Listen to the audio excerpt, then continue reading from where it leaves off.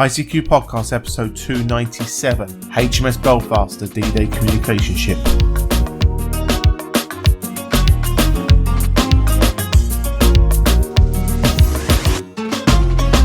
Well, hello fellow Amateur Radio enthusiasts and welcome to this 297th episode of the ICQ Amateur Radio Podcast, supported this episode by Kenny Johns, Whiskey November 8 Yankee, along with our monthly and subscription donors. In this episode, I'm joined by Bill Barnes, November 3 Juliet India X-Ray, Leslie Butterfield, Golf 0 Charlie India Bravo, Edmund Spicer, Mike 0 Mike November Golf, and Ed Durrant, DD5 Lima Papa, to discuss latest amateur radio news.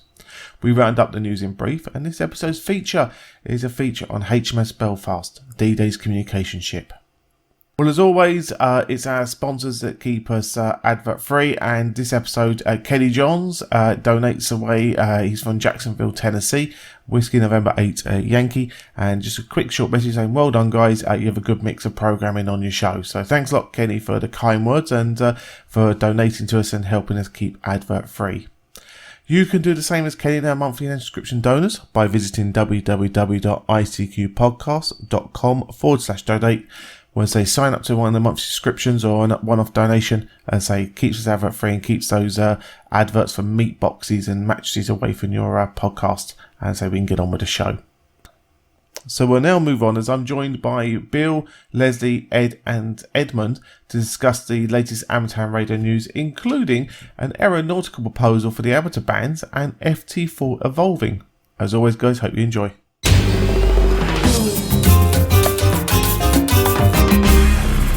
The ICQ Amateur Ham Radio Podcast, serving the amateur ham radio community fortnightly since 2008. Well, everyone, welcome here to this episode's roundtable, hosted here by the junior butler of the ICQ podcast, Colin M6BOY.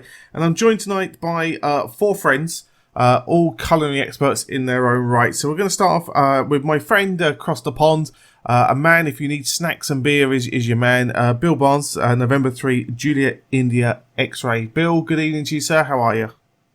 Good evening, Colin. Good evening, everybody. Good evening. I am doing well. Fantastic. Edmund Spicer, Mike 0 Mike November Golf, a man who is my able buddy when eating pizzas and hot dogs in Chicago, sir. How are you? Oh, I'm still burning the calories off now, a month later. Hello, Colin. Hello, everybody. And a man, if you're anywhere near Ham Radio 2019 this year, but in Friedrichshafen, and you need a good German beer, this is the man you need, Mr. Ed Durrant, DD5 Lima Papa. Yeah, for my sins, I'll say I'm still trying to get rid of the calories from the cheesecake on a stick from Xenia. Yeah, that was interesting. I saw a photo of that the other day, actually. That did make me shake. So that's three food connoisseurs, and Leslie's here to join us as well. Leslie, Golf 0 Charlie India Bravo. What are we dunking in beer and tea this week? Good evening, Colin. Good evening, everybody. No, I'm behaving. I'm doing things properly and professionally. Says he. Says he. And talking about beer, I'll be at a beer festival this coming weekend at Lewis. So if anyone's in that particular area, I'll be at the door. Fantastic. Well, guys, let's start this episode's roundtable off here. We've continuing news in the world of the digital modes, FT4, which is getting lots of traction here. And Bill, there's further developments here with a new version of the FT4 data mode. Yes, that's correct. The WSJTX development team has released WSJTX 2.1 RC7, which is a modification to the proposed FT4 protocol that they're working on. So one thing they did for us is they changed the transmit and response sequence from a very aggressive 5-6 seconds to 7.5 seconds. That actually, because one of the things I noticed when I was doing RC5 earlier with FT4 was I would double click on a station, and because it was so fast, the transmit cycle was already 2 or 3 seconds in. And so it would just repeat. Well, by bouncing out the 7.5 seconds, they were able to, give us a little more time as the operators to actually, get that mouse button going, because I'm not a Twitch gamer anymore. They also made some other improvements to the baud rate for the symbol rates. They reduced a little bit to get some further deeper into the noise. tightened up the bandwidth a little bit on it to down to 80 hertz. It was at 90. This is the big one, is the time offset. So what happens is with all the WS-JTX modes, you got to have your clock on your computer synchronized so that the cycles for starting, transmitting, and receiving start on a time. Well, they allow a delta there. Before it was sub 1 second. Now they got up to a second, which that accommodates the variations, which I really don't want to go into a whole, triage on why computer clocks are inaccurate and why you need external syncing, because I could do way too long on that.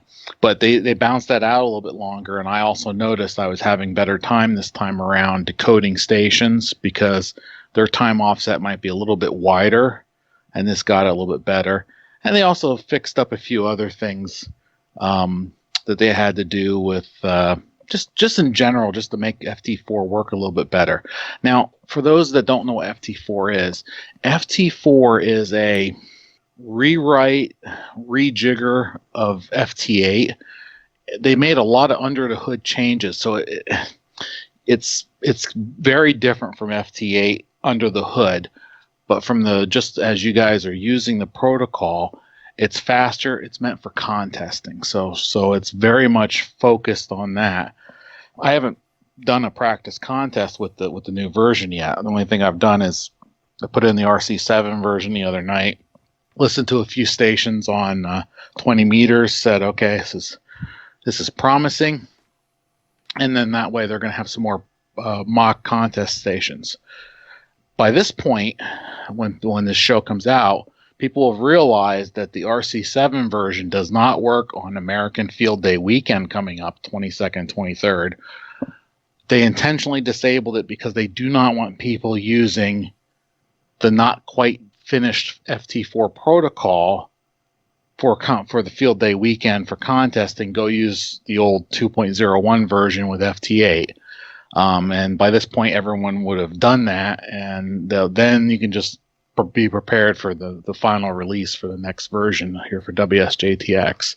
So, I don't want to call myself the contester of the group, but I think it's fair to say I contest more than most of us. Is that fair? Yeah, I think that's fair. Yeah, definitely. I definitely do the digital contesting more.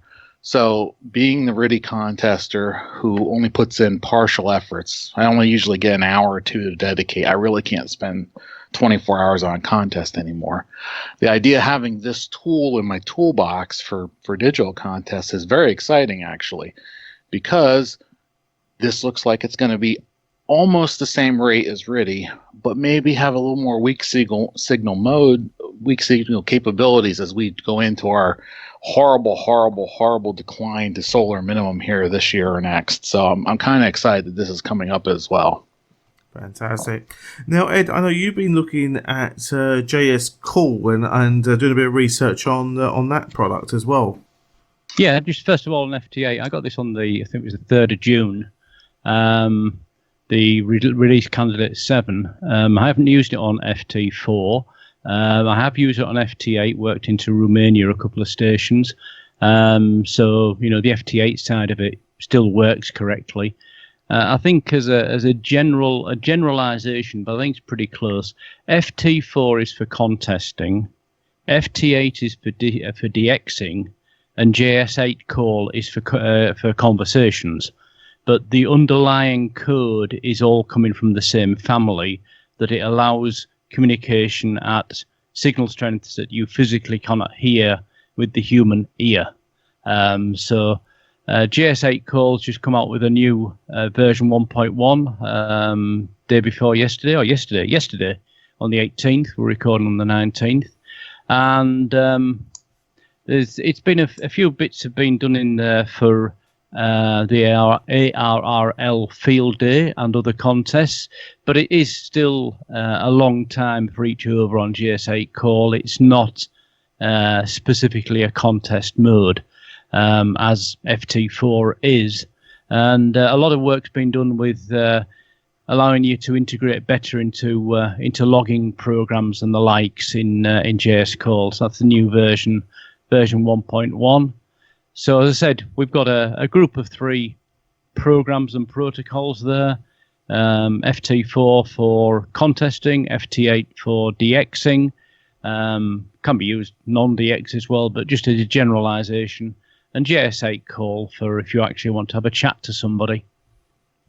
Perfect. Good to have the options. Yeah, certainly so. And as I say, certainly as a digital mode is getting lots of tractions, lots of news stories on this. And I think the other thing that's quite interesting as well, it's quite nicely backed as well by people like the AWL and the RSGB are talking a lot about it as well. So it certainly seems to be a lot of traction on that digital modes. Next story now here. The AMSAT president, Joe Spier, Kilo 6 Whiskey Alpha Oscar, has been awarded the Russian E.T. Krenkel medal, I think it's pronounced. So, Leslie, this is a great award there for someone that's certainly been a sort of spending a lot of his time, lifelong member of our AMSAT and working away on those sort of projects there.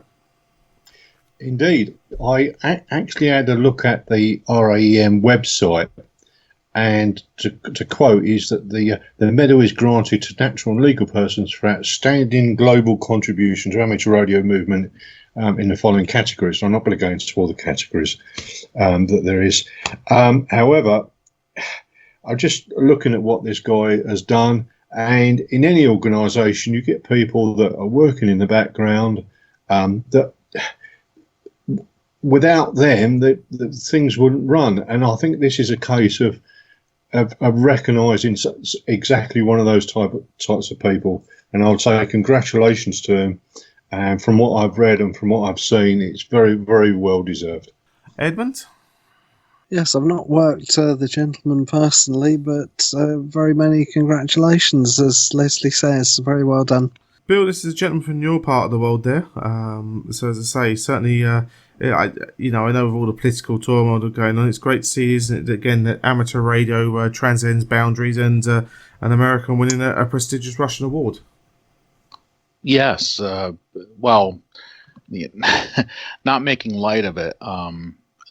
Joe does a lot of things for amateur radio, so it's not really surprising to me. He's really put a lot of effort in the AMSAT over the years, and it's well deserved. The thing that I did, because I didn't know what this medal was, so I had to look it up, but it's the award is in namesake for Ernst Krenkel, a radio amateur who over the years used the call signs RAEM, U3AA, and UA3AA. He was born in Poland. He was on the Arctic Explorer team for the North Pole 1 expedition. He actually got a Hero of the Soviet Union award in 1938. So this is one of the early pioneers in the Soviet Union for amateur radio. And his son, worked on creating this award to honor other people that have done amazing things like his dad did. And it's a great medal, and it's a great story, and I'm really happy that we're able to talk about this. Ed, anything else to add to that? Really, I know the guys have probably covered it pretty well, but certainly it's a fine award, isn't it? No, just congratulations. Yeah. Bill just said the gentleman it's actually named after, Krenkel. He seems to be quite a explorer and adventurer in his time, and that his son set up this medal for amateur radio people that are doing good work in the background, as you said. It's great. It's it's good. It's one of those good news stories. It's nice to hear. It transcends politics. It transcends boundaries. It transcends countries. It's just about what people do for the hobby and recognise it, and that's got to be a good thing. Exactly. Now, a favour I'm asking for our listeners here. I'm trying to reach out to people in AMSAT at the moment, preferably anyone on the promotional PR side of things. If anyone has a correct person to contact, really would be appreciated if you could contact me. Usual way of doing it, go to icqpodcast.com, click on the contact page, drop me a mail, and say I'm looking for someone in AMSAT at the moment to talk to. Okay, right, next news story now, and this one's got a lot of heat over the last week, to put it mildly. Right, where's my tin hat? Exactly. Leslie, soapbox at the ready, sir. I'm not even going to give you an introduction. No, I'll let you kick off. No, I'm not even going to give you an introduction. I'll just throw the missiles in your direction. Okay. France wants to use for aeronautical mobile services 144 to 146 megahertz. And in the words of one of our listeners, a Mr. Bob Williams, Golf 1 Bravo Charlie Zulu, he says, this is really important. We've got to talk about it. Leslie, over to you. Well, when I first saw this, my first reaction was nuts. I mean, I was staggered. I was absolutely... But then I sort of sat back and went, well, you've got the decline of 2 meter use and decline of 70 SEMS, which we know about. You've got commercial interest coming in. You know, if you look at how much he's paid to the government for bandwidth for frequencies, I can't remember the figure, but it's quite considerable. And quite understandably, you've now got commercial people saying, oh, that's nice, we'll have some of that because we've got these drones, whatever. I'm sorry, drones and amateur radio, and if you look on the 2 meter bands, you do still have satellites there. You still have people doing EME use. You don't have a lot of local use here, but I do know in some parts of the country it's still quite popular. Not so much here. I just looked at this story and I thought this was bonkers. Yeah. I'm trying to remember. We did a news story a couple of weeks ago and we actually had a figure from Ofcom of how much they were looking for on this bill. Do you remember this? This came up. We were chatting about this the other day. Yeah, I was complaining about it. Wasn't it like 300 million pounds a month? But it was like 300 million pounds per something per month or something. Per megahertz. Per megahertz per month. It was something like that. And at the time, I compared it to the revenue from North Sea oil. Yeah, there you go. So a huge amount of money. Bill, how does this? I know this is sort of an IARU Region 1 proposal, but could this affect you guys in the States? I'm not entirely sure. This to 2 meter band is one of the few worldwide bands on VHF. So I'm assuming there'd be some overlap or they would want something. But I mean, plus this is for aeronautical mobile. They have altitude, and they might get unpleasant interference from If you increase the altitude, you increase the footprint. Correct, and case in point is the satellites. They're using around a watt. 145.98, 145.96, 145.88, and they have this huge footprint as these itty bitty little 4x4 little square. Well, 10 centimeters, I forget, I gotta use metric for you guys. 10 centimeters cubes float overhead, and they get this huge footprint from sea to shining sea. It blows my mind. So I do expect some issues with this, and I want to go over to Edmund, but I know Ed brought up something about this that he'll talk about. But Edmund, man, they're trying to take your band away. Well, we'll talk about taking your band away first, Edmund. I mean, obviously you've got a fox in the hunt, as we say. What's your thoughts on this? Complacency is dangerous, and never say never. But having said that, realistically, I cannot see this ever being implemented, leaving aside all other considerations, such as exactly who the French, quote unquote, are, and their motives for wanting to do this. Just look at the practicalities of it.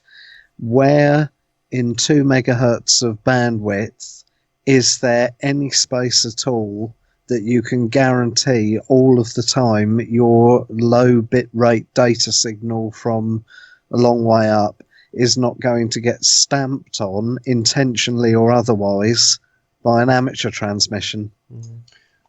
I mean, As has already been mentioned, I mean, in Europe, the band is 2 megahertz wide. So if you start at the top and work downwards, the top 200 kilohertz is satellites, as has been mentioned.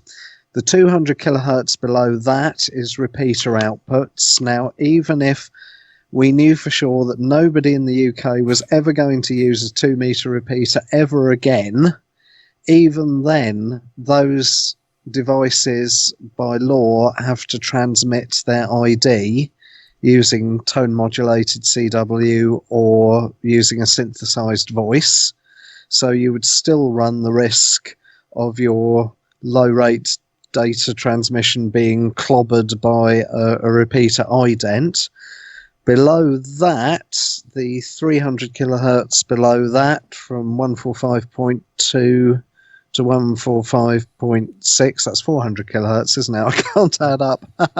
Simplex FM, well, yeah, okay, maybe you could get away with it, but if where you're transmitting from and the other station you're transmitting to, if they're both up in the air, their footprints are going to be huge, so you could get wiped out by a simplex contact.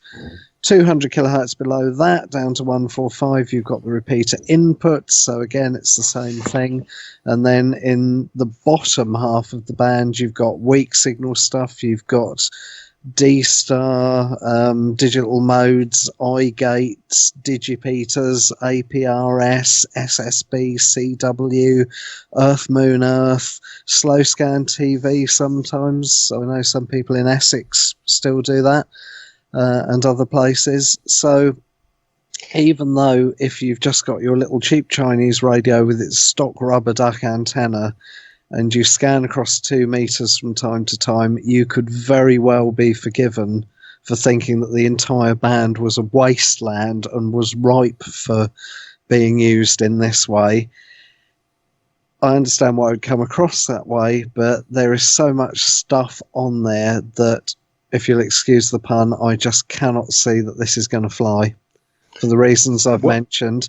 And if we must have aeronautical stuff somewhere around 144 megs, then go down 100 kilohertz below that, because between 143.95 and 144, that is quite widely used by hang gliders using FM walkie-talkies.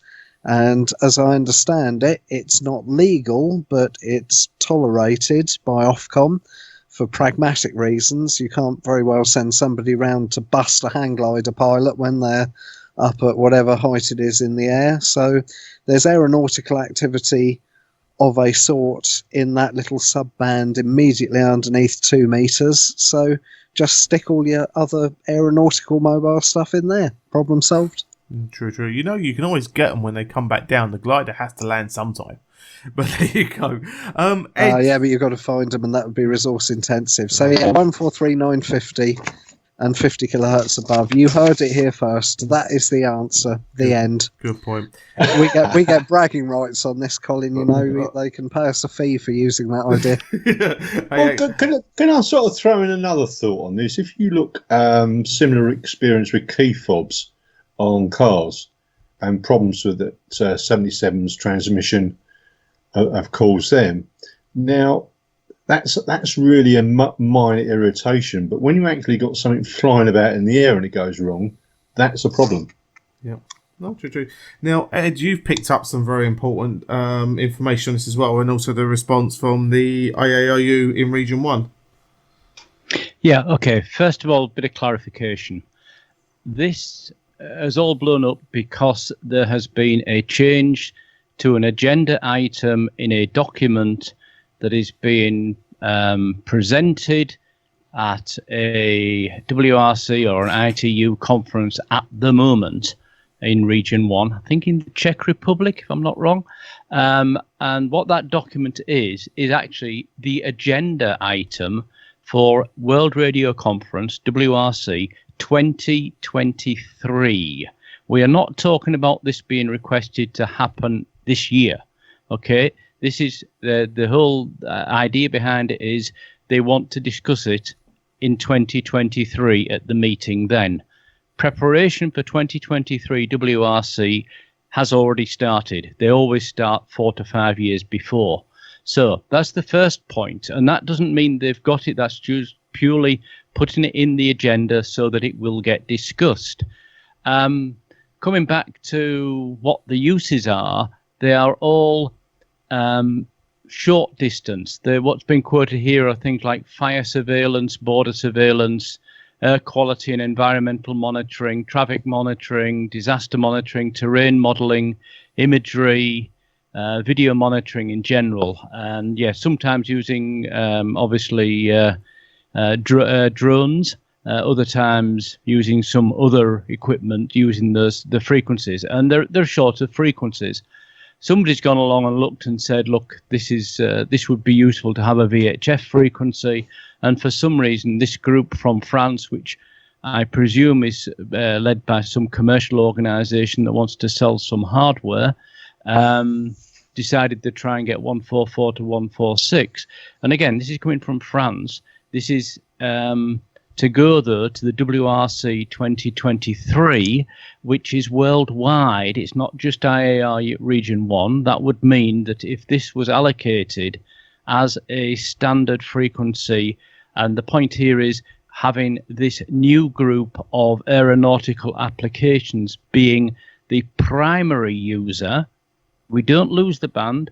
We change from being primary user, in other words, the owner, to being the secondary user. And it would probably be then secondary user on a non-interference basis. If one of these people, scientists, whoever it may be doing this, gets interference and he contacts the national regulator in any of the countries around the world, they are then empowered to go to the amateur radio station and say, go off the air. And if it's a satellite, they can do the same. You can't turn it off the air, but they can demand it's done. So from a practical basis, as Edmund said, there's probably no way to implement this.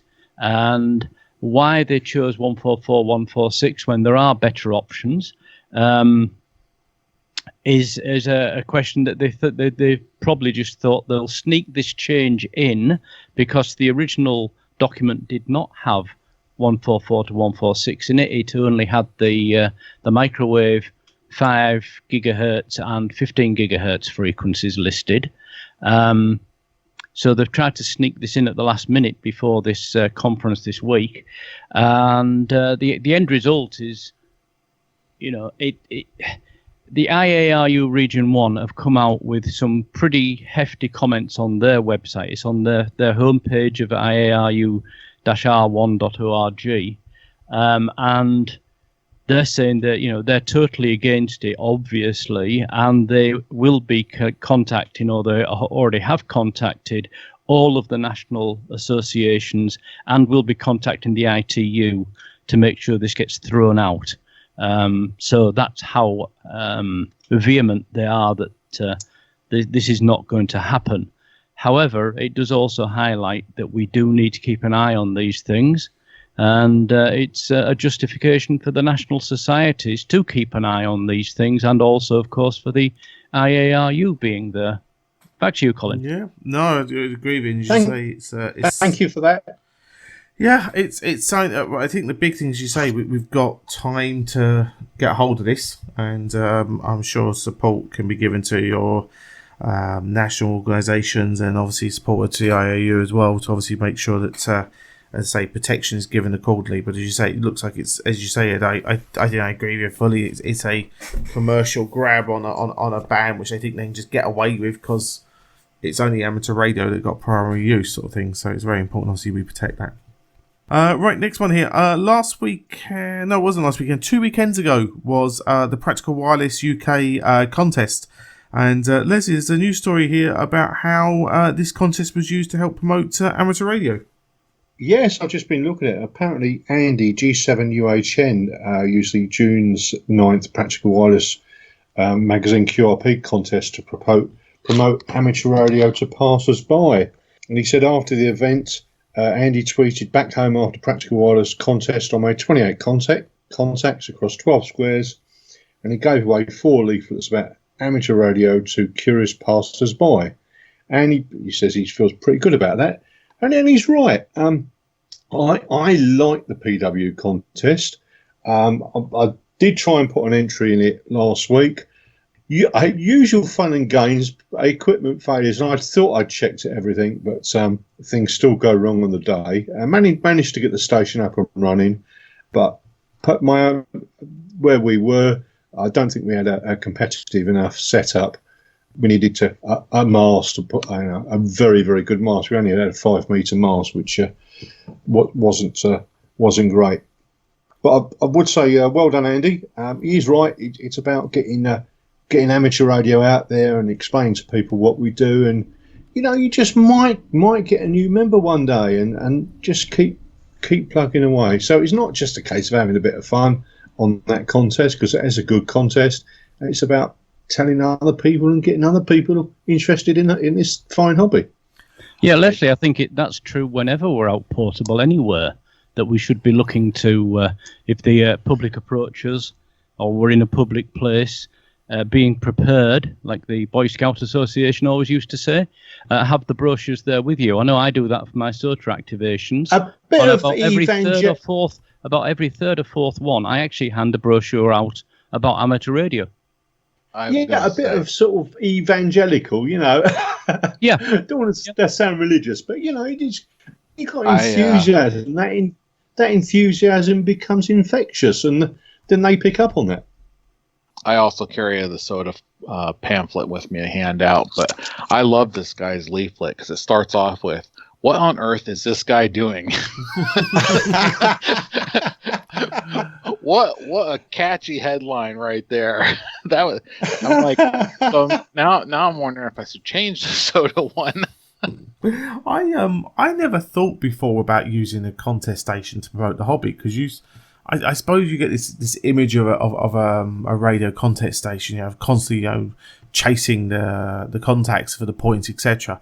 But I know a lot of people, I suppose, I've never actually taken part in this contest before, but I know Chris Howard, Mike Zero TCH, was running the Sutton and Sheen one, and I always get the impression that it's a contest, but it's quite a social contest, for want of a better term, and it probably is not a bad way also of bringing people in, things like SOTA, things like contesting, because they're the out and about, the having fun side of things, either it be your competitive juices or the challenge of getting somewhere, and maybe that's linking, how do I put this, maybe a more mainstream activity to our radio activity, so i.e. competing with amateur radio or hiking with amateur radio, and showing how those two things can fuse together nicely as a way of promoting the hobby. I don't know what you guys think. I mean, all right, your old picture of your amateur radio guy down in his cellar, trying to work the other side of the world on a piece of wet string. You don't get that many people coming by. They sort of stay away from that. But somebody out in the fresh air, obviously having fun, whether it's a special event station, whether it's the International Lighthouse Weekend, whether it's a SOTA activation, whether it's a portable contest, just simply having some brochures there to be able to give out if people ask, because yes, you can have a conversation with them, but it's probably easier and it'll stick longer if you can actually give them a physical brochure to take away with them. Right, okay, last news story to cover it, guys. Hang on, another tin lid. Oh, here we go. We're getting ready for this one. Guys. Okay, so this one is a new story. Listen, Trevor M5 Alpha Kilo Alpha. I know you're listening to the show, Trevor. You've come up with an interesting thought here regarding, could a new license counter the threats at VHF and above? Not sure who I'm going to give this one to first. Edmund, let's start off with you, Edmund. What do you think on this one? Well, my immediate reaction is we would probably do better for the 3 existing license levels that we've got to use the VHF and UHF bands more, because those bands are all available to all levels of license holder. Well, they are up to 70 centimetres anyway, once you get up into the realms of 23, I think for 23 SEMs you have to be intermediate or above, and to go on 10 gigs you can hold any class of license. So once you get into microwaves there are distinctions, but for 6 meters up to 70 centimeters certainly those bands are available to all. And I think we could really do with the licenses we've got using them rather than introducing a brand new class of license restricted to, say, 2 meters and 70 centimeters only. I mean, because Ed, what Trevor is proposing as an idea is sort of like a one-day course. It's just targeted at these bands, which we think might be a pre-foundation UK foundation level, or we maybe think it's a foundation plus. I'm still struggling to quite see exactly where this fits in. Where do you think this might fit in on things? Well, I can see an advantage and a disadvantage. The advantage, I suppose, would be that the holders of this new license would be on 2 meters by necessity, which would mean that for their friends who held other licenses to talk to them, they would have to come on 2 meters as well to do it. So you would get like a double whammy there. The drawback is that with the current foundation license, if you start out on 2 meters, for example, and you're using a cheap Chinese handheld with the supplied rubber duck antenna, after a day or two, when you've spoken to hardly any people at all, if anybody, then at least with things as they stand, you can have a go transmission-wise on most of the HF bands that exist, albeit limited to 10 watts. And even in the current low sunspot numbers, chances are sooner or later on one HF band or another, sooner or later you will talk to somebody. Whereas if we had, let's call it the M8 license, for example, I'm just plucking a number out of thin air here. If you have one of those, then if it's not happening for you on 2 meters because all you're using is a Baofeng in your front room on the ground floor with a rubber duck, then you haven't really got anywhere else to go. And I do remember in France they had, I think they referred to it as a novice license, the F0, which hasn't been issued. No new ones of those have been issued since about, 2012, 2013. But people who had them at the time have been allowed to carry on with them under the same conditions, that they can only use 2 meters, don't know about power restrictions, all modes, but they get the 2 meter band and nothing else. And one of the reasons it was withdrawn, not the only reason, admittedly, but one of the reasons was that so many people were taking the exam, going on the air, finding nobody to talk to in the first 5 minutes, and then not pursuing it any further, that the cost associated with administering the F0 license was costing more than it was actually worth to run the thing. So they pulled it, and since then everybody goes straight to the advanced level, and they're currently in the F4 range. I think they still issue them sequentially, so they're up to about F4 India something at the moment, I think, from memory. So yes, France had it and then pulled it for the reasons that I've mentioned.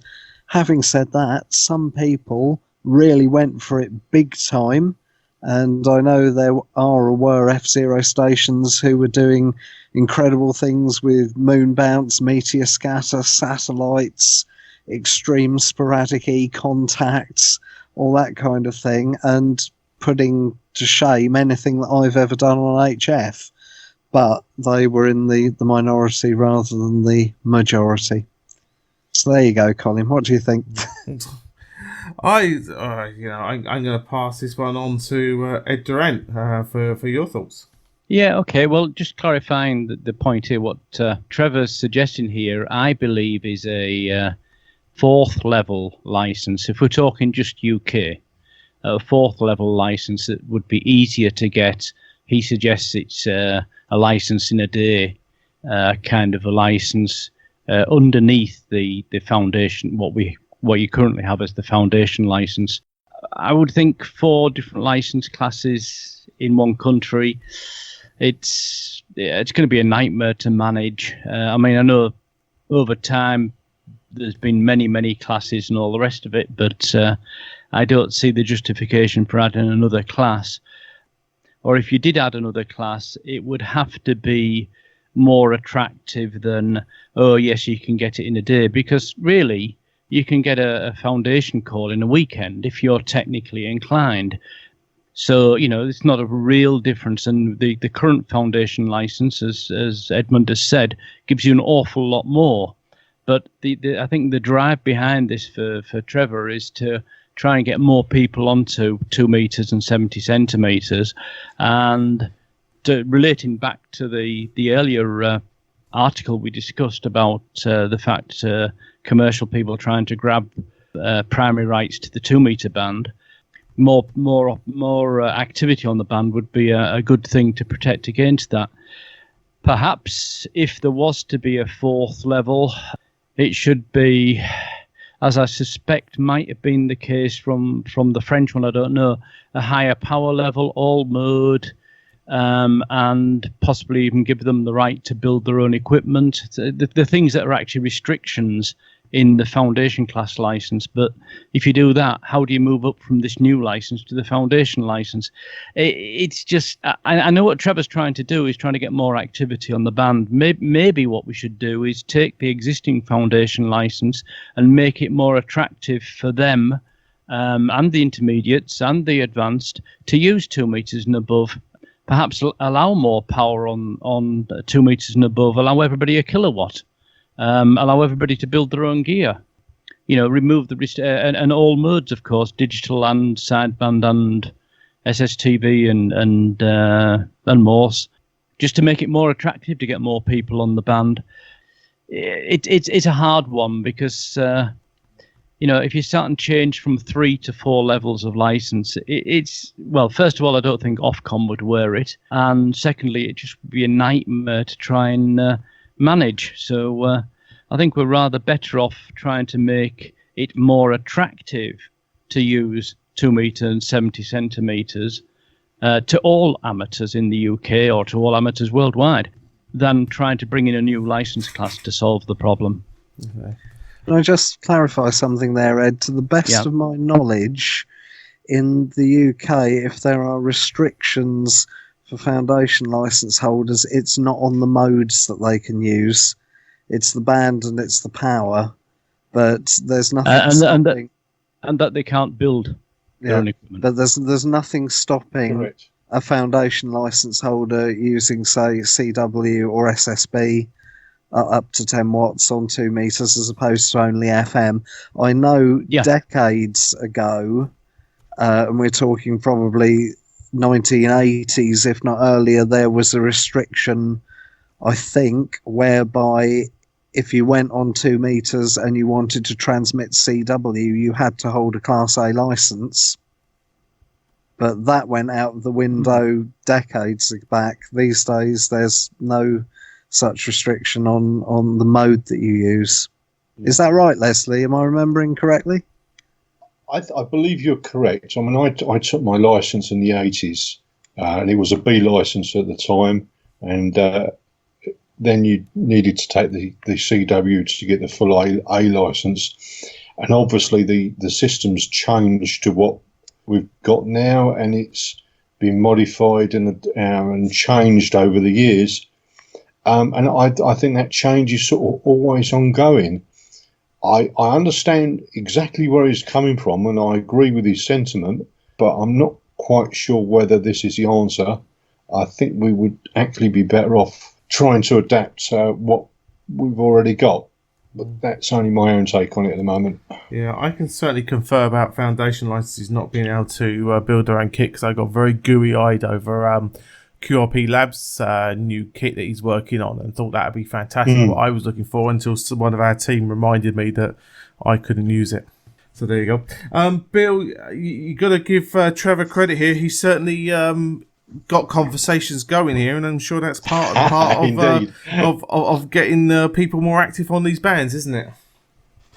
Yeah, I mean, it's an interesting proposal, but I think he actually hit on something in his article, which is there's scope creep in the foundation, so it's no longer 20 questions, 30 minutes. It's, now 26 questions in 55 minutes and 12 practical exercises to throw in.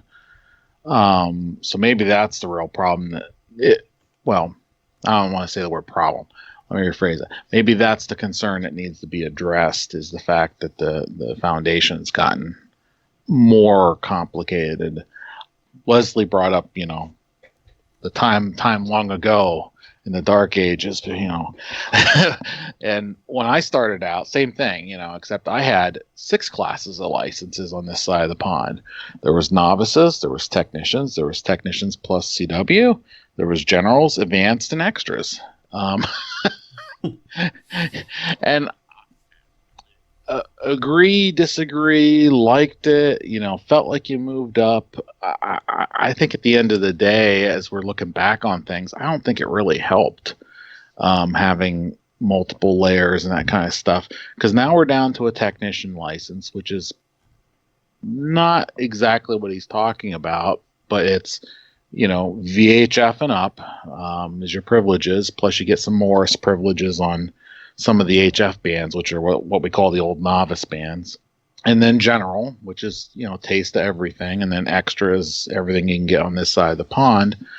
But we give technicians high power on VHF, which is, that one always kind of made me nervous, because it's like you're letting someone who's just starting out maybe, use a lot of power.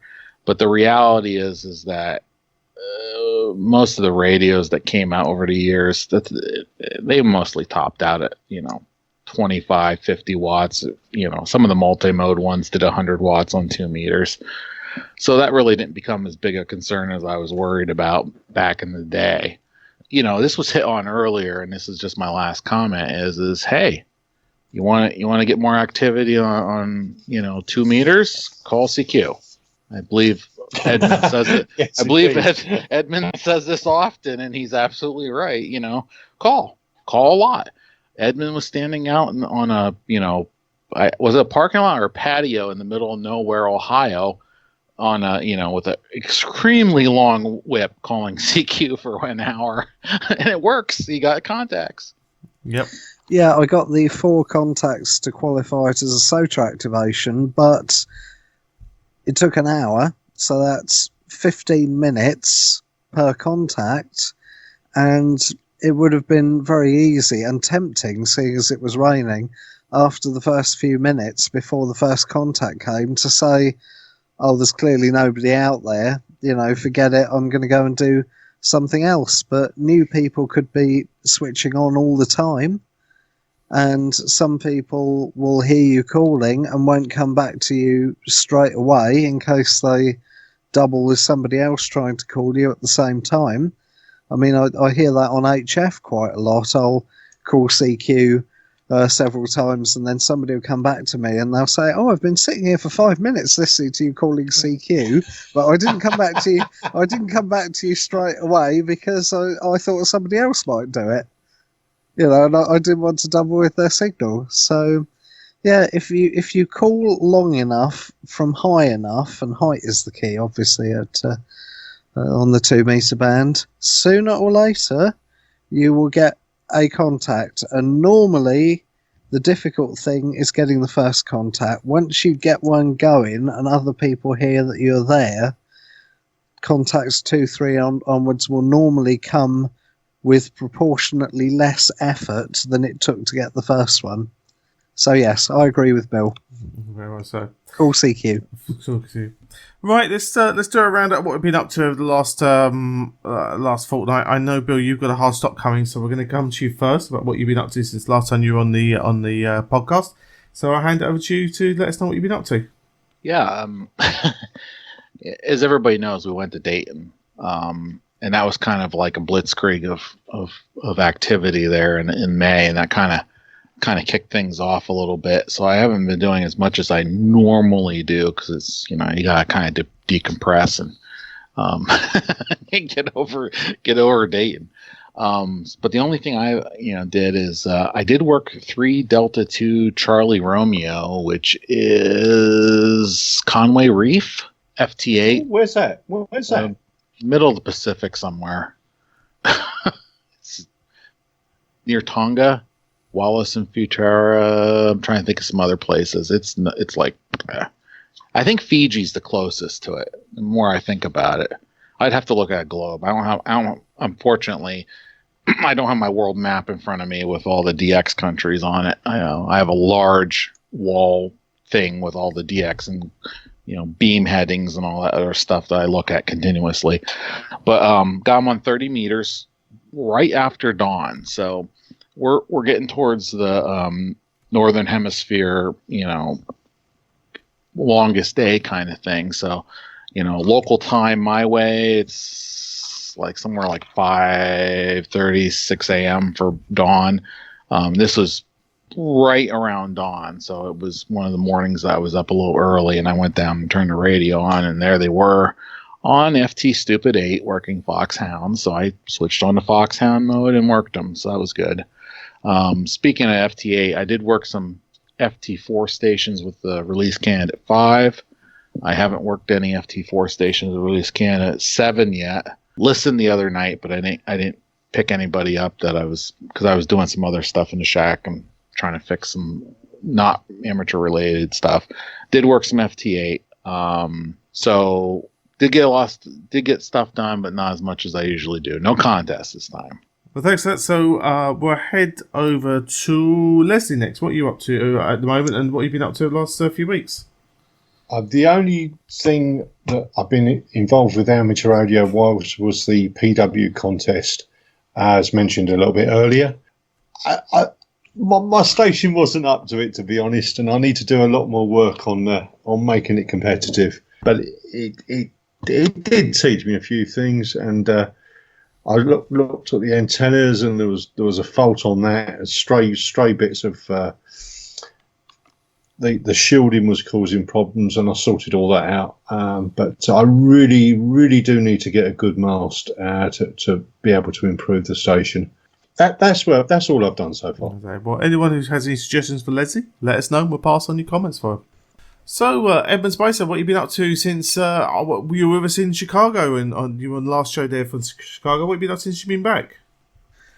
Not very much, really. I was out and about with the family when the Practical Wireless 2-meter contest happened, so I missed that. Not that I would have put together a very respectable entry if I'd tried to take part from my QTH, which is at more or less sea level. So missed that, unfortunately. If you're listening to this podcast the very day it's released, then today, Sunday, is the final day of the 2 Museums on the Air weekends. So listen out for museums, primarily from in the UK, but it is an international event as well. There's a couple in France and Germany that I'm aware of, and some in Australia as well that are taking part, I believe. So listen out for museums on the HF bands. For my part, I'll be down at Amberley Museum in West Sussex using the call sign Golf Bravo 2 Charlie Papa Mike. Other than that, I've been practicing my French a little bit. There was a nice tropospheric opening across the channel on 70 centimetres at the beginning of this week.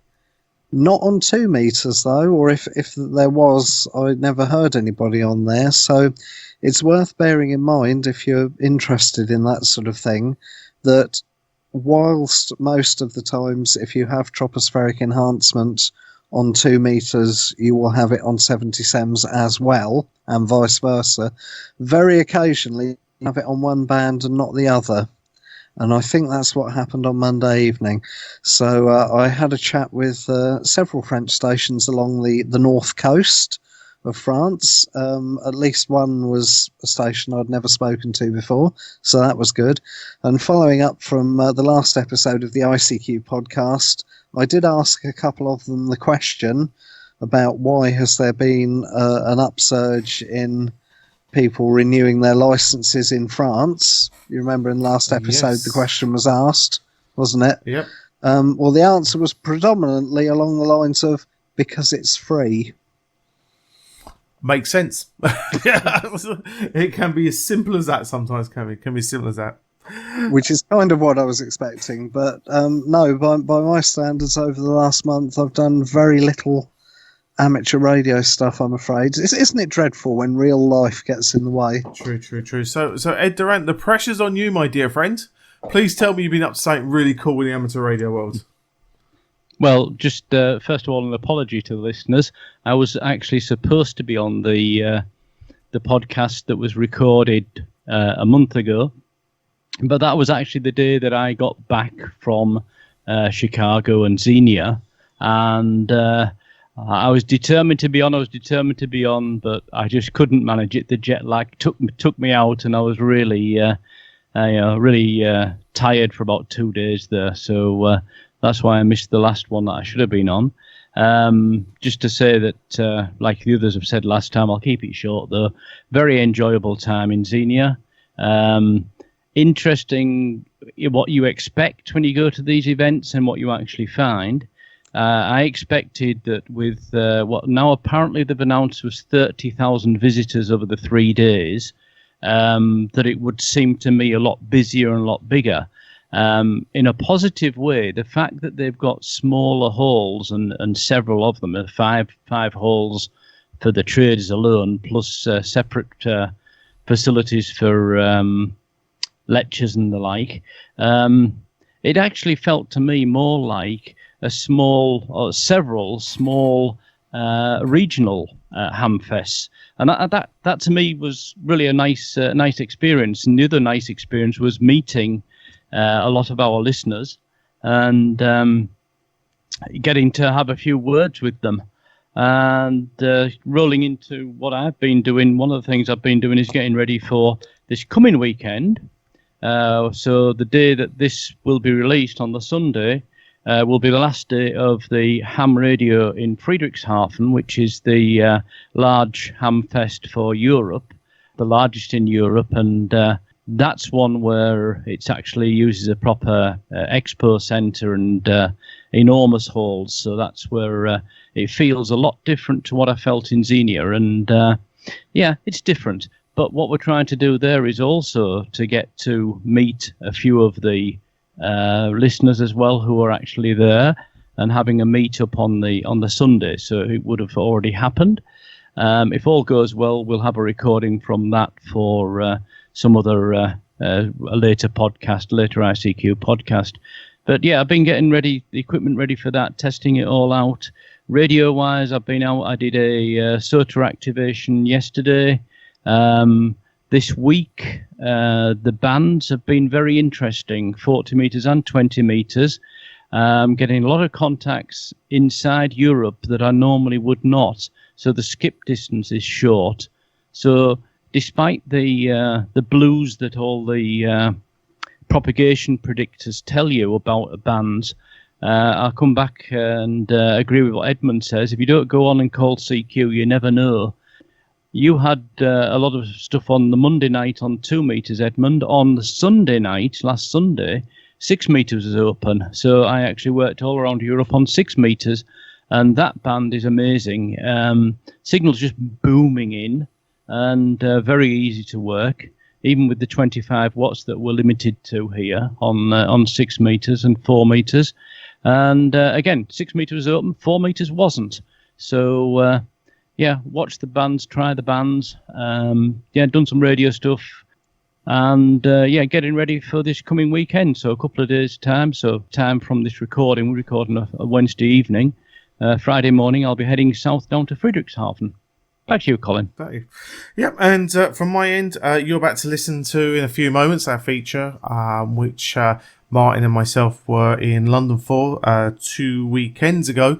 So that's what we'll be up to there. And hold on till the end of the show, Martin will be joining us in the 73 section of the show, and he'll be giving us a report about what he's up to there amateur radio-wise in Cyprus.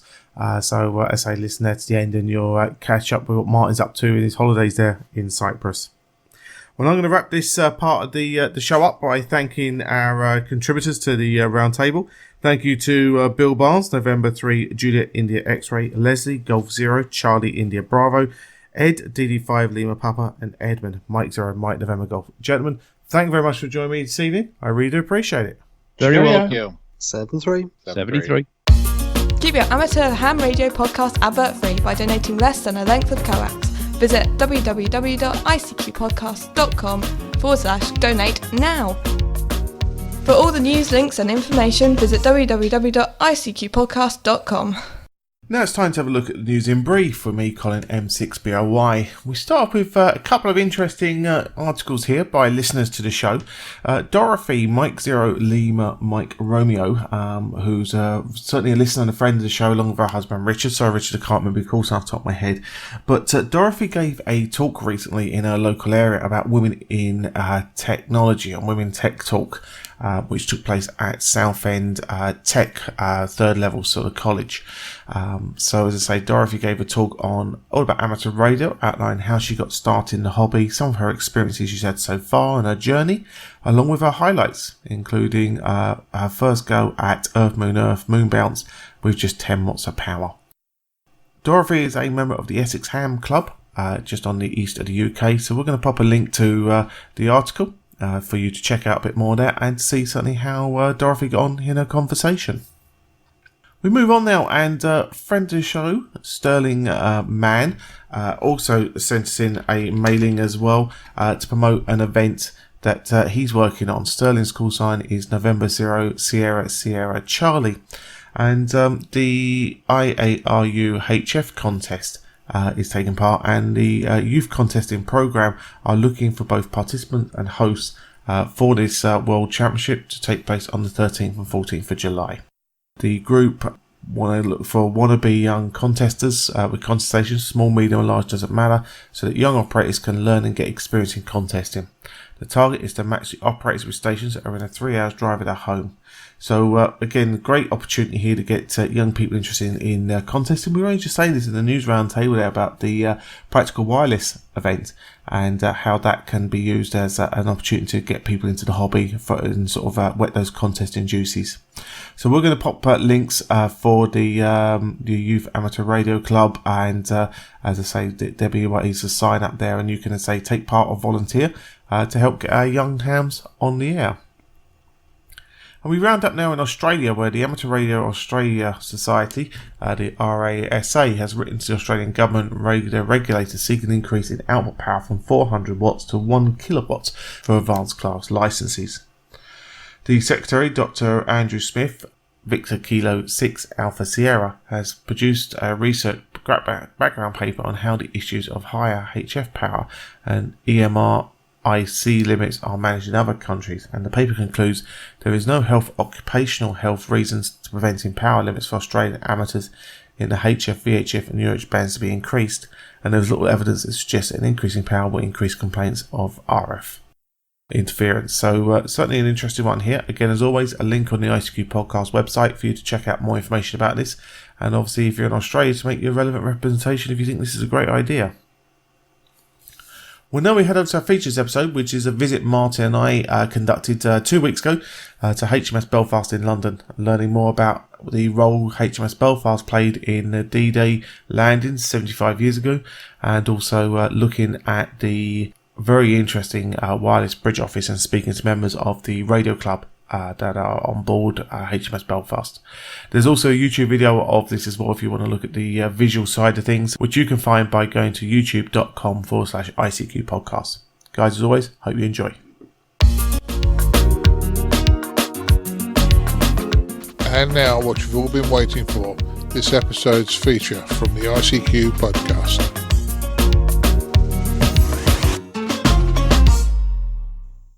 For D-Day in 1944, HMS Belfast played two vital roles in the invasion and subsequent liberation of France. HMS Belfast opened fire at 5:30 a.m. on the 6th of June 1944, providing support to land troops by targeting German artillery positions as Green Howards, the 7th Battalion of the British Infantry, made their landings, supported by Canadian troops at the target beaches Juno and Gold. HMS Belfast flew the flag of the Rear Admiral during the D-Day operations as the headquarters ship. Communications were based from the ship, with the men operating radio from the wireless bridge office to direct troops and feedback information to London.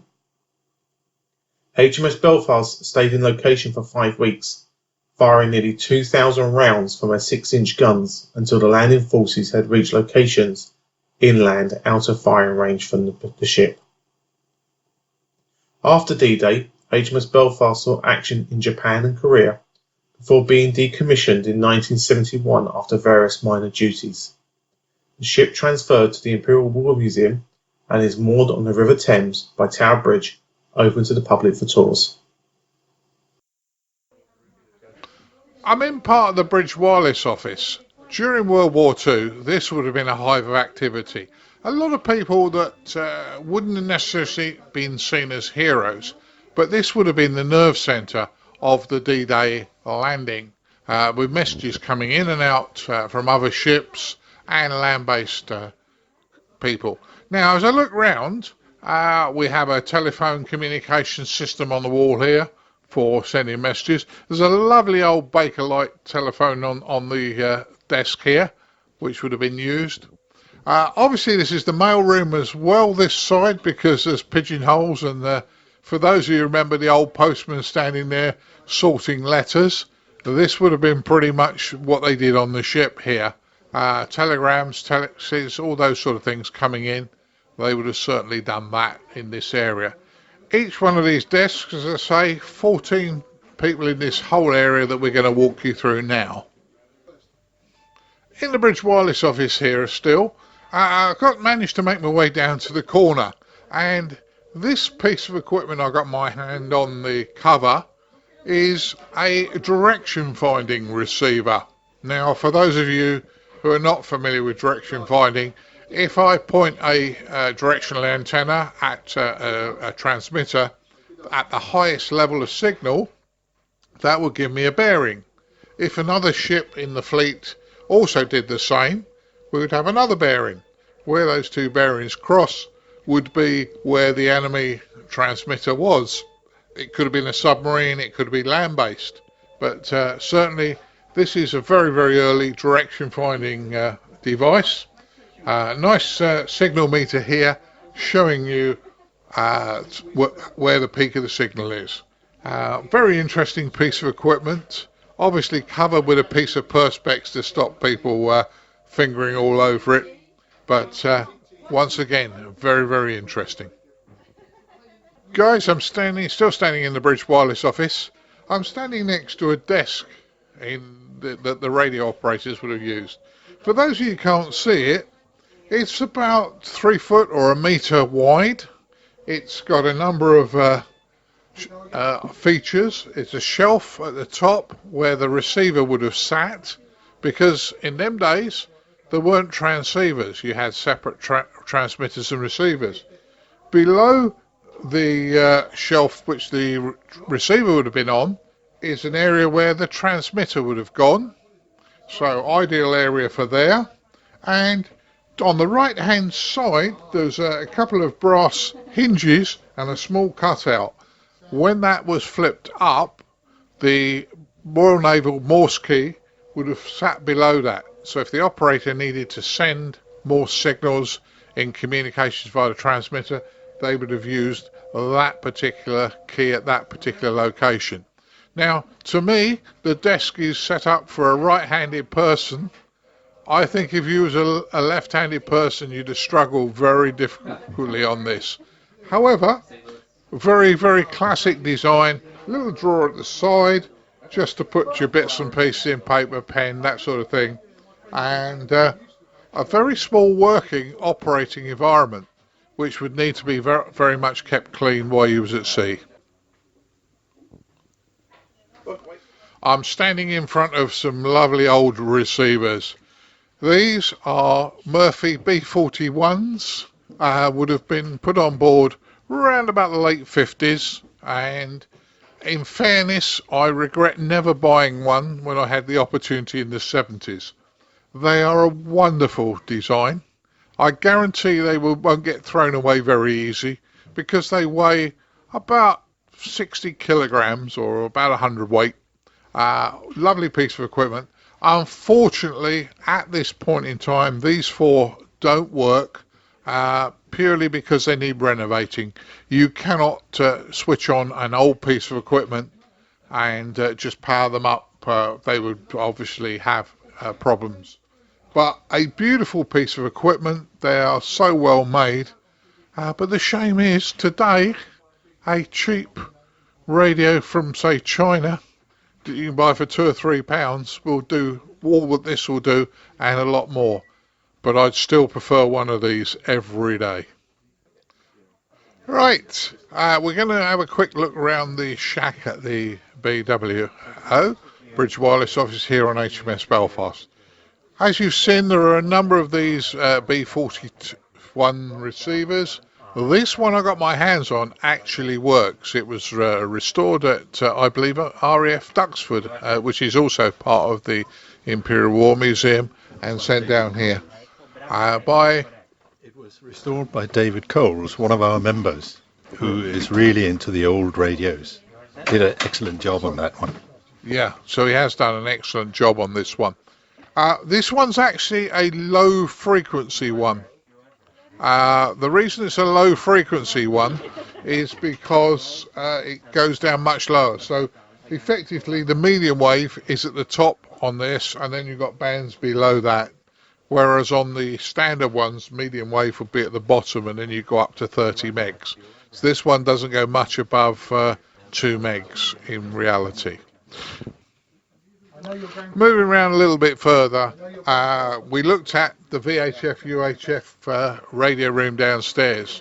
I spoke to an operator that served on the ship many months ago. This is effectively a VHF UHF transceiver or transmitter that was used in up to about 1962. It's a 20 channel, about 20 watt. So look at the size of it, phenomenal. I'm also told that this unit on the top here is actually an ATU. Why you'd need an ATU for UHF, I have no idea, but that's what I'm told it was.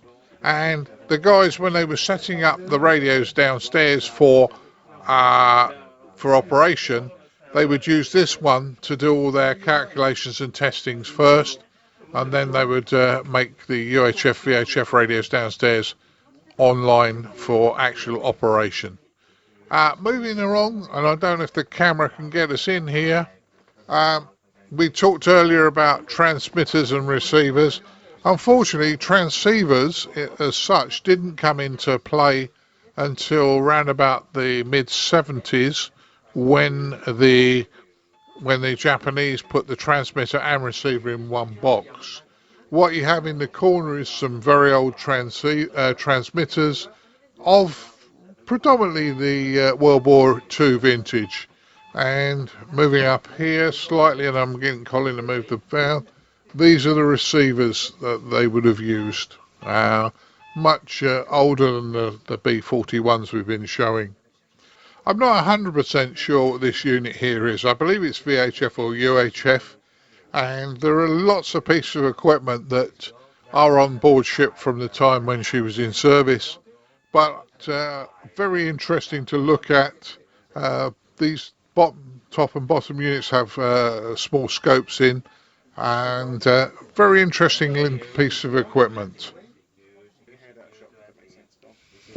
And for those of you that are into data modes, this was one of the original data mode machines, a lovely old Creed teletype. I would guess this one circa late 40s, maybe early 50s, but certainly an interesting device, and data modes aren't something new. This little area in the corner here in the British Wireless office is an interesting device. It took me a while to look at, but it's actually a patch panel. I thought it was a telephone patch panel, but it's a patch panel where you can take a plug like this out. It's a multi-plug, and you could reattach it over here to patch in various parts of the ship. So if you needed to patch audio in, or you needed to patch a phone in somewhere, the idea is, as I'm told, it's a big switchboard, but not a simple switchboard. Everything like these plugs are drastically over-engineered.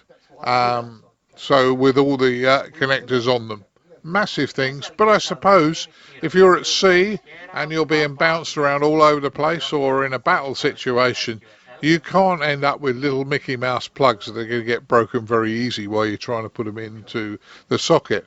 So great devices. They work very, very well, and that's what this is.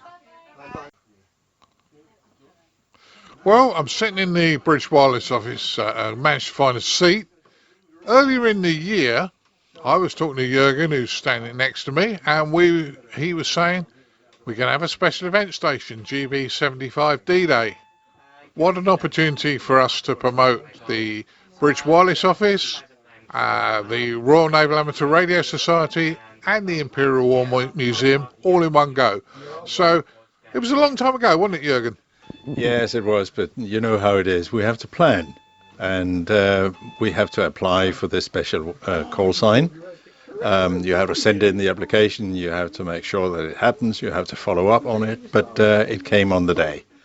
And we have it now for 28 days, since the 1st of June until the 28th of June, and we have now already been running it for 9 days. It's the 9th today, and it has been extremely successful already.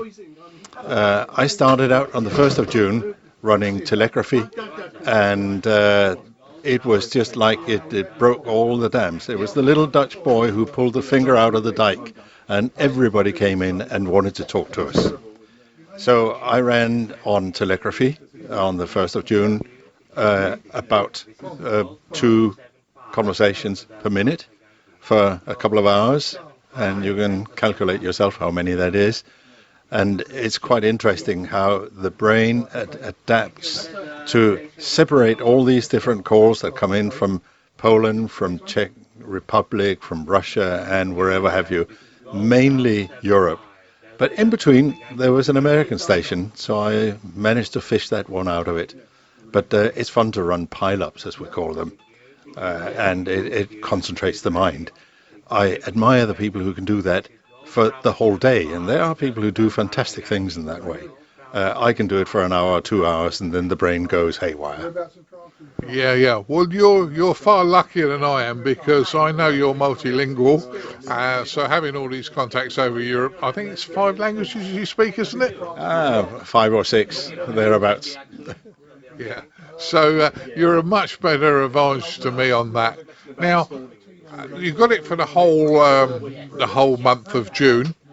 Any expectation on how many contacts you're going to make with the special event station over that time?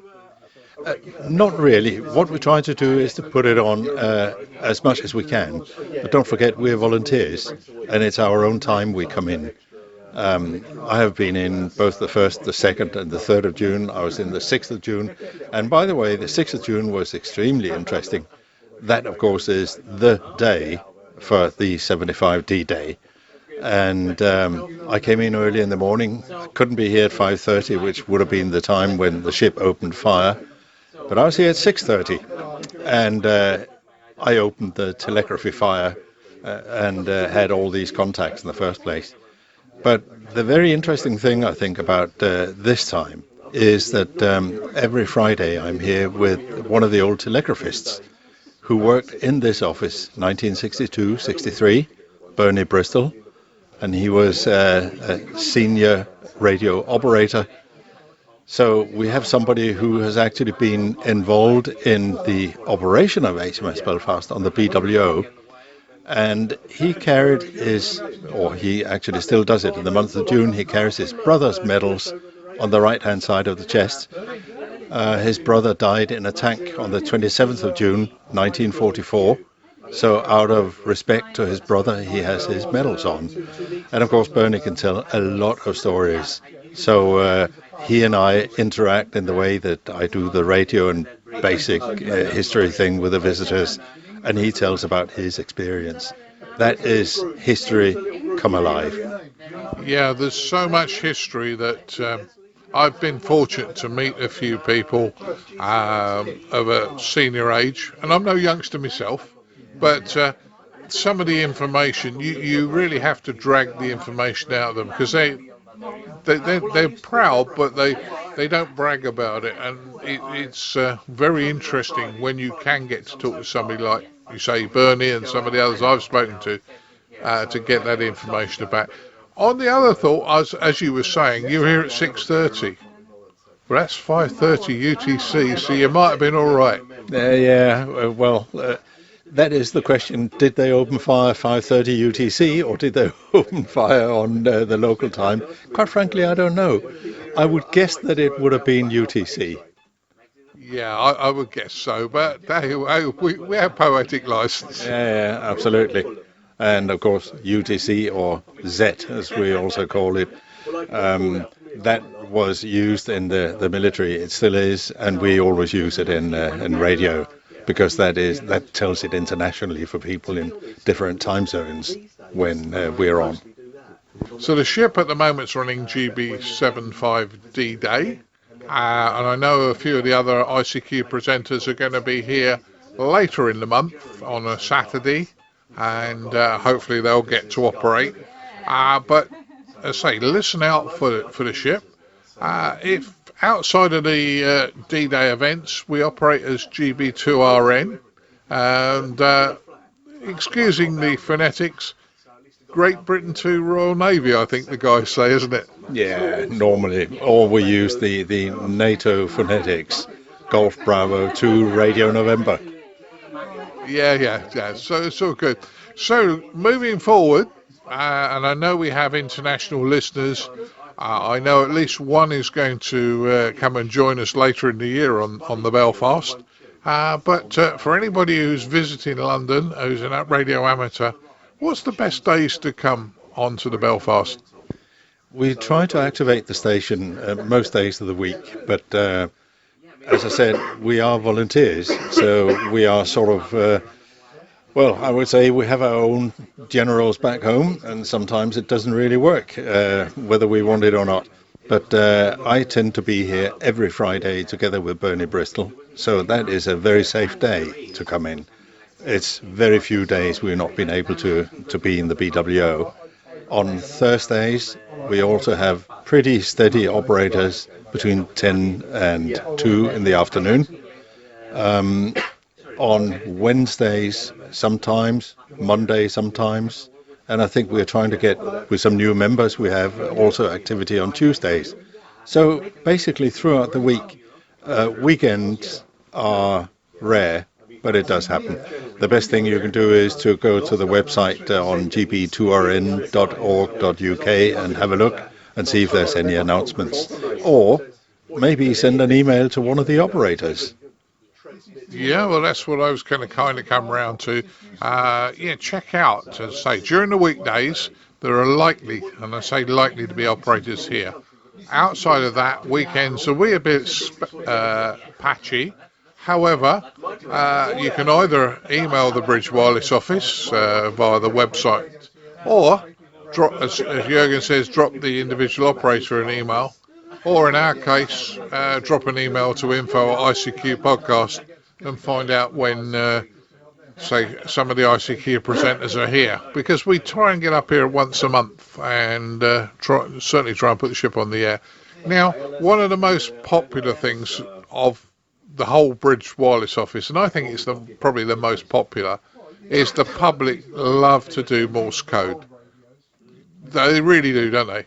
Yes, indeed. We have a little Morse key, and we have a sheet with the Morse signs on, and the way that we grab the visitors is really to say to them, "Hello, have you come to learn the Morse code today?"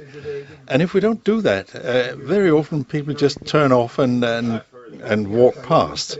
but that awakens their interest.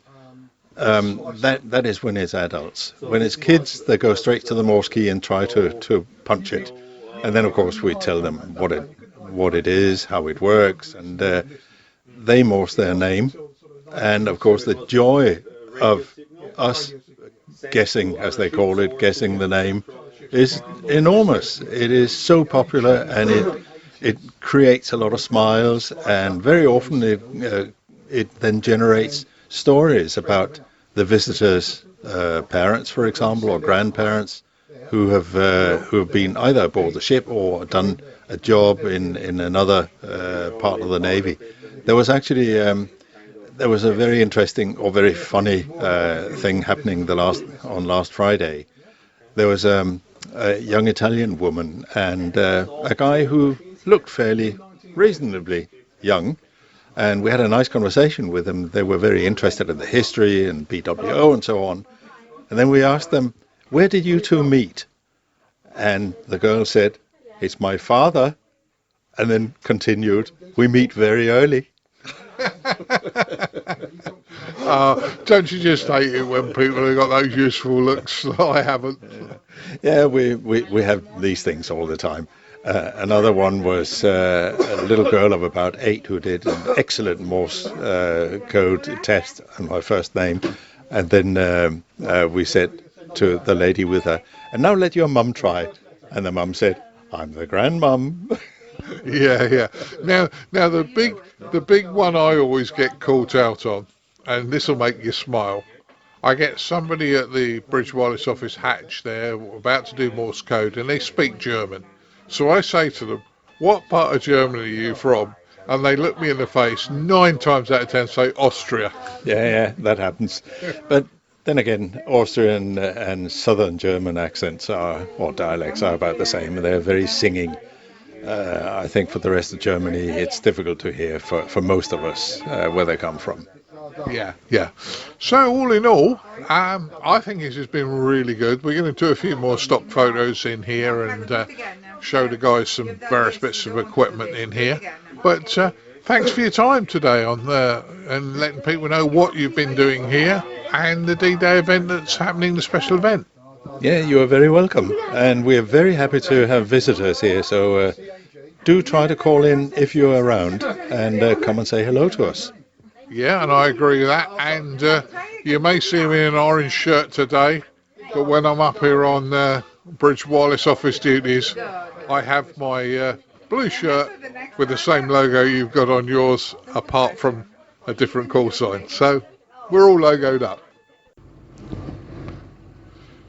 Well, D-Day weekend 2019, the 75th anniversary of the D-Day landing.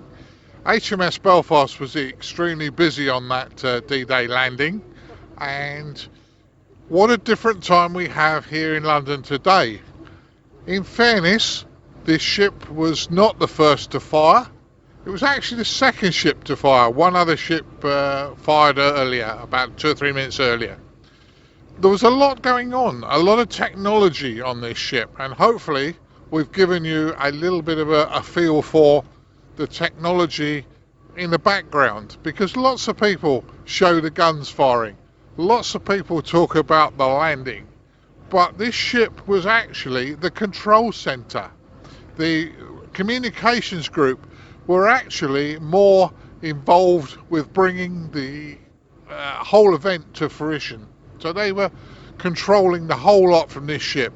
HMS Belfast stayed on service for about 5 weeks after the initial landing to support the troops that were going ashore, to bombard any emplacements that needed taking out. And she was very, very much involved in D-Day. So I am very lucky to be standing here today. In fairness, if it wasn't for HMS Belfast and her crew and a lot of other people, which at D-Day time, most of us probably wouldn't have been born or would not be living in the lifestyle we have today. So our thanks go out to the sailors and the troops that took part in D-Day landings. Hi, Mrs. B here. Please sign up to our newsletter. We won't share your data and only send you relevant podcast information. We thank you for your support. 73's Mrs. B. Well, everyone, I hope you enjoyed our visit to HMS Belfast and certainly found it interesting about what the Belfast was doing there for D-Day 75 years ago now, and certainly as well the work that the Royal Navy Amateur Radio Club are doing in keeping the ship on the air, and certainly interesting the viewers as they come on board. It is one of probably the very few live exhibits, for want of a better term, on the ship where you actually get to see real people rather than mannequins in position, so I hope you enjoyed that there. Well, I promised you in the news roundtable, we've got Martin with us, M1MRB. Dadja, you're enjoying holiday in Cyprus, but there's certainly a vibrant radio feel to your holiday so far, isn't there? Certainly is, Colin, and I've thoroughly enjoyed it. We're a week into our holiday. We touched down on Saturday night, arrived fairly late due to an air traffic control over Germany. Once arrived, got into the apartments about 10 o'clock at night, but we'd already had pre-booked a meet with the Cyprus club, the Pathos Club, to go to a club barbecue on Sunday. So your mother and I went to the club barbecue on Sunday, had a great time there. The lady wives turn up as well as the guys, so that was good fun. There was a bit of a junk sale going on. Some of the guys had brought stuff they wanted to exchange or swap or exchange for pound note, or should I say euros. Unfortunately, I didn't buy anything because it's bringing it back, Colin. It's the thing. We also then got invited on Tuesday lunchtime to the Cyprus Club lunch. Now, initially I declined because it was your mum's birthday and I was taking your mum out, but the guys promised to sing happy birthday to her and all sorts of things, and we ended up going to the Cypriot lunch, the amateur radio lunch, which was very, very good. Thoroughly enjoyed that, your mum and I. And then last night, your mum didn't go with me, but I went along to the Cypriot Club in Paphos, and we had the club talk, of which I did. I did my talk on practical fault finding, and I think that was well received. And looking forward to the week coming up, because I'm off to another Tuesday lunchtime meet for lunch with the boys. Most of the guys in Cyprus have now gone over to DMR, which is a real shame because I didn't bring DMR with me. But they've gone over on DMR, but out of courtesy, they know I'm on VHF, so they call me every now and again on 145525. So I'm still keeping in touch, Colin. Yeah, you were telling me there earlier on, just before we hit the record button. It seems like it's a very social club with the ladies, the ladies coming along as well and having their meet up and very friendliness going on there as well. And probably a very good sign of how to keep a club very vibrant is to get everyone involved and make it a very social club as well as obviously a good operation club. It certainly is, and as I say, the ladies they come along, they chat. They're not particularly interested in radio. They'll go off and have a little natter amongst themselves. But when the radio club meeting's over, everybody meets up, everybody joins in, they're all mixed together. And it is pretty much a social club as much as a radio club, I'd suggest. No was. Well, I know you're about halfway through your holiday, so continue to enjoy it. You know, the rest of us are keeping the show going while you're away, but more importantly, have a couple of those nice Mr. Brown ice cold coffees I know they have in Cyprus, and certainly enjoy yourself and enjoy the final week of your holiday next week. So certainly enjoy that from there. Well, as always, guys, we'd like to point you in the direction of all the usual bits and pieces. All the news, information, links you need, etc. Go to icqpodcast.com. We find all the links and news information you need. Sign up for the newsletter to keep up to date with the news that's going on over the next fortnight coming up to our next show. You can follow us on Twitter at Colin Butler and at M1MRB for all the news and links, and also the Facebook group. All the stuff is posted there for you as well. The HMS Belfast feature, the video of that will be on our YouTube channel. So just go along to youtube.com/ICQ podcast and you'll be able to check out that video we shot there as well. We're still working on the video setup there. Probably a little bit more still to do on that, but bear with us, good. The content is good. It's a little bit fuzzy in place. Do apologise, but certainly, hopefully, you enjoy that content. And certainly, Jorgen's a very interesting man to speak to. But maybe more so of interest will be that visual look of some of the radios and stuff that are in the shack on HMS Belfast. I'd like to thank our contributors on the News Roundtable in this episode. Bill Barnes, November 3, Juliet India X-Ray. Leslie, Golf 0, Charlie India Bravo. Ed, DD5 Lima Papa. And Edmund, Mike 0, Mike November Golf, for being involved in the roundtable there with us. As I say, so thank you very much, guys, for being involved. Okay, so I'm just going through the checklist. Everything's all there, I think, apart from actually a change to our normal ending here, Dad. I'm not going to tell you to go get Mum a chocolate biscuit and a cup of tea. I'm going to suggest maybe a cocktail by the pool. Might be more interesting for Mrs. B this time. So I'll send you off to the bar and to go get her that cocktail. That's about right, Colin, because she is down by the pool at the moment and sunning herself. Well, we're hard at work, hi, this, if you call this work. But yeah, all good, and we'll do that. No problems at all. Well, guys, I'll bid you 73s, Dad, to everyone else 73s, and we'll catch up again in a fortnight's time. 73s all. 73.